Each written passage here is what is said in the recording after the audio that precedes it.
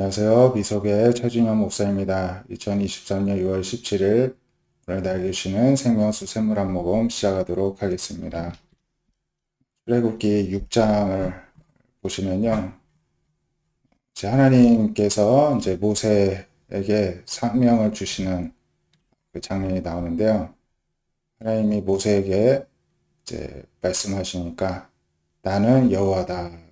내가 너에게 이른 바를 너는 애굽 왕 바로에게 다 말해라. 이제 하셨습니다. 그랬더니 모세가 이제 하나님 앞에 말씀드리기를 나는 입이 둔한 자이오니 바로가 어찌 나의 말을 들으리까 이렇게 대답을 합니다. 모세는 교육 수준이 높은 사람이기 때문에 지식이 부족한 건 아니었고 전해지는 바에 의하면 말을 좀 더듬었다 이렇게 전해지는데요. 그래서 입술로 말하는 게 좀 이렇게 부족합니다. 바로가 제 말을 어떻게 듣고 수긍을 하겠습니까? 이제 자신 없어서 반문을 하는 것이죠. 그랬더니 이제 7장에 보시면은 1절에 하나님이 모세에게 말씀하시죠. 볼지어다 내가 너를 바로에게 신같이 되게 하였은즉 내 형 아론은 내 대언자가 되리니. 하나님은 모세의 입이 둔한 것을 고쳐주시지 않습니다. 그냥 그 모습 그대로를 사용하십니다. 왜냐하면 이렇게 부족한 입술로 만드신 분도 하나님이시기 때문에 그렇죠.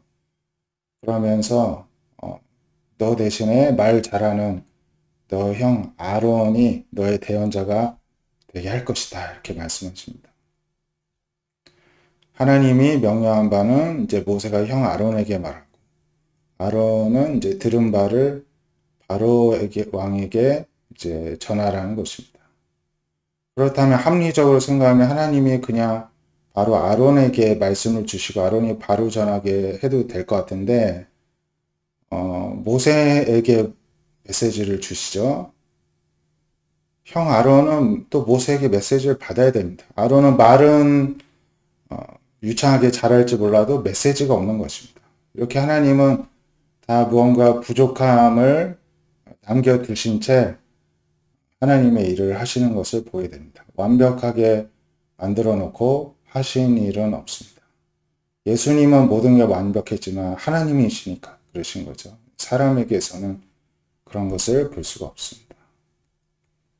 그래서 아론이 이제 바로 왕에게 전해서 이스라엘 자손을 그 땅에서 내보내게 하라 이렇게 말씀하시죠. 내가 바로의 마음을 완악하게 하고 내 표징과 이적을 애굽 땅에서 많이 행할 것이나 바로가 너의 말을 듣지 않을 것이다. 그래서 내가 내 손에 애굽을 쳐서 여러 큰 심판을 내리고 내 군대, 내 백성 이스라엘 자손을 그 땅에서 인도해야 될 것이다. 이렇게 말씀을 하십니다. 그래서 하나님이 자신의 손으로 애굽에 펼쳐서 이스라엘 자손을 인도해 낼 때야 비로소 애굽 사람이 이제 하나님을 하나님으로 이제 알게 될 것이다. 말씀하시죠. 모세 아론이 명령하신 대로 하였습니다. 바로에게 나설 때 모세는 80, 아론은 83세였습니다. 이제 말씀을 하나님이 하시죠. 바로가 너에게 이적을 보이라 하거든 너는 아론에게 말하기를 너의 지팡이를 들어서 바로 앞에 던지면 뱀이 될 것이다.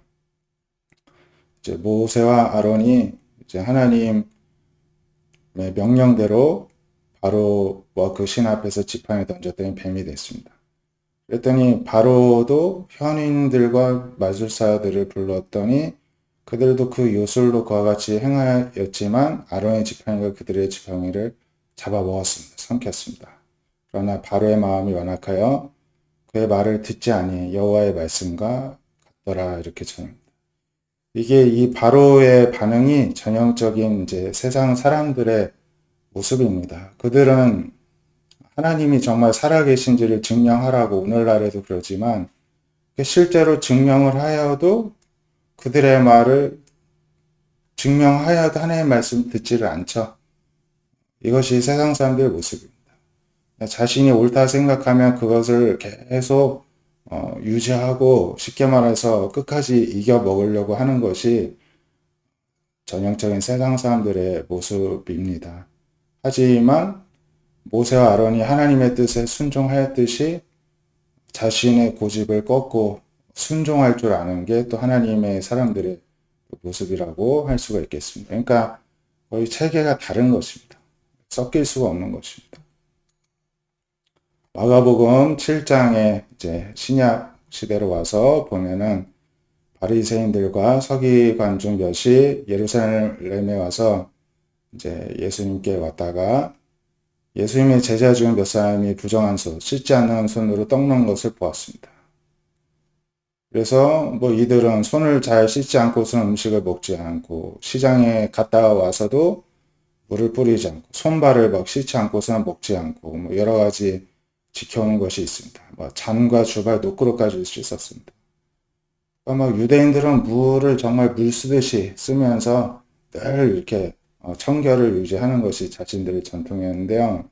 그래서 묻습니다. 당신의 제자들은 이 전통을 준행하지 않고 어떻게 부정한 손으로 떡을 먹습니까? 했더니 예수님 말씀하시기를 이사야가 너희 외식하는 자에게 대하여 잘 예언하였다. 기록하였을 때 이 백성은 입술로는 나를 공경하되 마음은 내게서 멀도다. 이렇게 이사야가 예언하였듯이 딱 그 모습이란 것입니다. 사람의 계명으로 교훈을 삼아 가르치니 나를 하나님을 헛되이 경배한다는 것입니다. 하나님 계명 버리고 사람의 전통을 지킨다. 너희 전통을 지키려 하나님 계명을 잘 저버린다. 자, 하면서 한 가지 예를 드시는데요. 모세는 내 부모를 공경하라 하고 또 아버지나 어머니를 모욕하는 자는 죽임을 당하기를 하였지만은 이 바리새인 그리고 유대인들은 사람이 아버지에게나 어머니에게 말하기를 내가 드려 유익하게 할 것이 고르반 하나님께 드림이 되었다 하기만 하면 그만이라.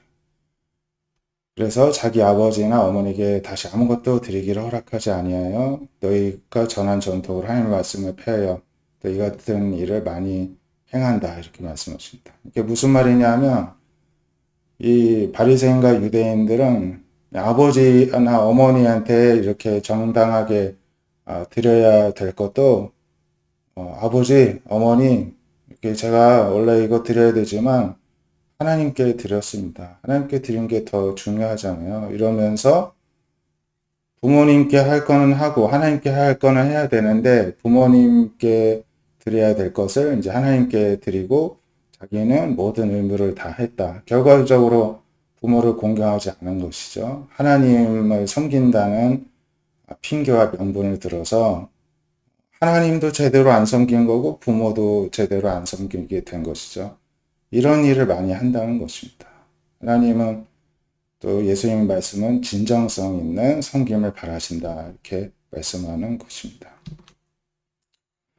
예, 오늘 말씀 봤는데요. 바로 왕처럼 늘 자신이 이기려고 자기가 옳음을 증명하려고 명백하게 하나님의 말씀, 하나님의 사람을 통해서 주시는 메시지가 옳다는 것을 느껴도 그것을 인정하지 않고 끝까지 완악하게 고집을 피우는 그런 모습이 우리한테 조금이라도 남아있지 않도록 우리는 경계해야 될 줄로 믿습니다. 그러기 위해서는 정말 하나님께 우리가 마음문을 열고 진정성 있게 다가가는 하나님과 인격적인 교제가 우리 안에서 매 순간 늘 유지될 수 있는 그런 은혜가 있기를 바랍니다. 기도하겠습니다. 하나님 감사합니다.